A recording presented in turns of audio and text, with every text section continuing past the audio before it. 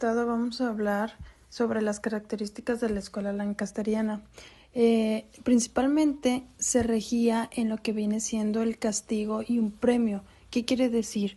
Durante este proceso se buscaba que el alumno fuera castigado en caso de no cumplir lo que se le captaba o lo que se le pedía.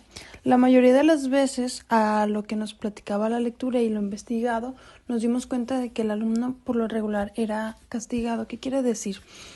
Tenía monitores, había monitores, los monitores eran otros alumnos sobresalientes, los cuales ayudaban al maestro, porque como ya se había mencionado, el maestro tenía a cargo muchísimos alumnos, los cuales le era imposible enseñarles a todos, entonces él hacía como esta subdivisión.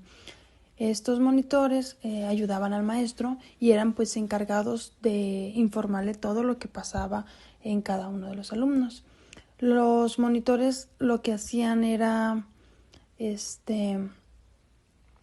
informarle al maestro qué alumno había sido desordenado, qué alumno no estaba haciendo las cosas correctamente. Por lo tanto, el alumno que no hacía bien esto era acreedor a castigos muy fuertes. Bueno, había como que lo que eran como niveles, pero la mayoría de ellos pues eran castigos que sí consistían en que el alumno se pusiera de rodillas, que cargara libros, se le daban unas tarjetas las cuales él decía, pues ahí le decía la tarjeta que sí era desobediente, y ya en caso muy extremo pues lo que pasaba era que el alumno era mandado con el director. En la cuestión de los monitores, ellos entraban a las 6:30 más o menos de la escuela. ¿Qué quiere decir? Entraban media hora antes que los alumnos regulares, porque los alumnos regulares entraban a las 7. Mantenían un horario de 7 a 12 y después de 2 a 5.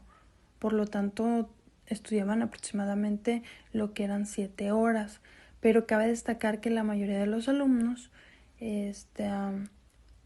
iban solamente en la mañana y por la tarde ya no asistían.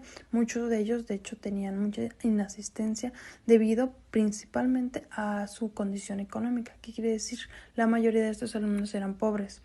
Según unas encuestas que se realizaron en aquel entonces, nos podría dar a entender que muchos de ellos ni siquiera papá tenían. Eran las mamás las que salían adelante con toda la cuestión económica, con cuidar a los niños. Entonces, estas señoras pues también se dedicaban a lo que era pues el aseo en casa, oficios muy muy pequeños. Entonces la cuestión económica sí era muy muy baja. En cuanto a la cuestión del estudio, se les enseñaba lo que era español, matemáticas y aritmética, y al final se les pedía que los alumnos buscaran una cuestión de orar. Esto era como a los grandes rasgos, ¿no? Ya después también hablaba una parte muy importante en la cual era ahora el refuerzo, ¿no? O sea, hablábamos de un castigo anteriormente, de que los alumnos los castigaban si no hacían algo bien, pero también había refuerzos a aquellos alumnos sobresalientes, que era algo como lo que los motivaba mucho y en el cual se le empleaba hasta una buena cantidad de dinero, ¿no? En esta cuestión lo que se hacía era como que un concurso a nivel de todo lo que eran las personas del pueblo, y ahí se exponían principalmente a los alumnos más destacados, más sobresalientes, entregándoseles pues un mérito, una cuestión de valor, y valor lo que viene siendo social. ¿Por qué? Porque pues era muy bien visto a ser el alumno que sobresalía. Otro punto que considerar es la cuestión de los maestros.